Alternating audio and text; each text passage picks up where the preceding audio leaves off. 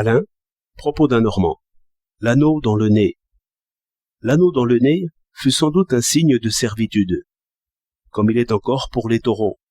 Il se peut que les belles captives qui le portaient en aient fait à la longue une espèce de signe de beauté et même de puissance, si bien que les rois l'adoptèrent. Je ne sais qu'en penser sous ce rapport, mais, à le considérer maintenant comme un fait de parure, je sais très bien ce que c'est. C'est une voilette. J'appelle voilette tout objet interposé qui attire le regard et nous détourne de mettre nos yeux au point bien exactement sur des formes ou des couleurs du visage. Il faut bien remarquer que la perfection des traits et le grain irréprochable de la peau sont très rares. On se fait un teint par le blanc gras et la poudre, mais on ne peut changer les lignes. On ne peut leur rendre la simplicité et la rondeur de la jeunesse. Une femme est belle à 16 ans, mais veut plaire à 30. La voilette est un moyen simple.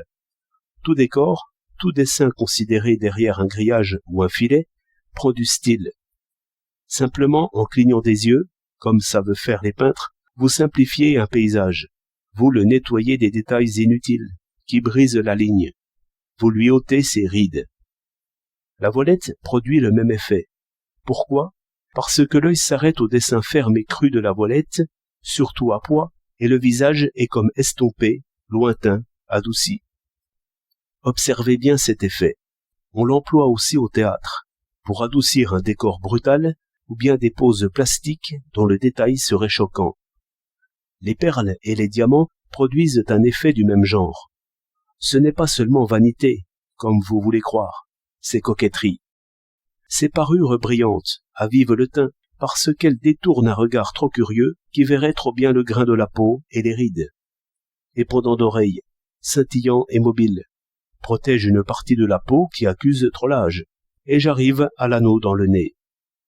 Objet brillant et mobile, protecteur des lèvres, si rarement bien dessiné, et ce terrible espace entre le nez et la lèvre, presque toujours trop long ou trop court, sans grâce, sans jeunesse, souvent trop duveté.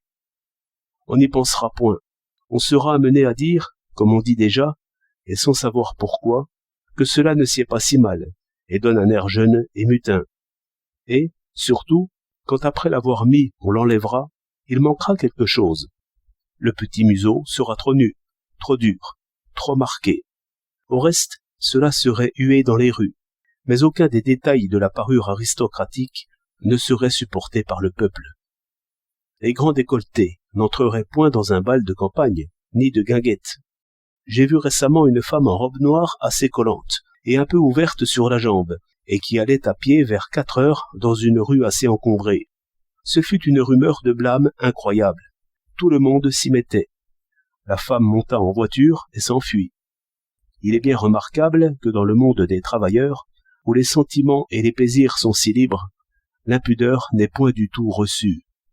On oublie trop, à la Chambre et ailleurs, que la partie du peuple la plus difficile à gouverner humilierait par des vertus réelles la plupart des hommes et des femmes qui vont en soirée chez le ministre.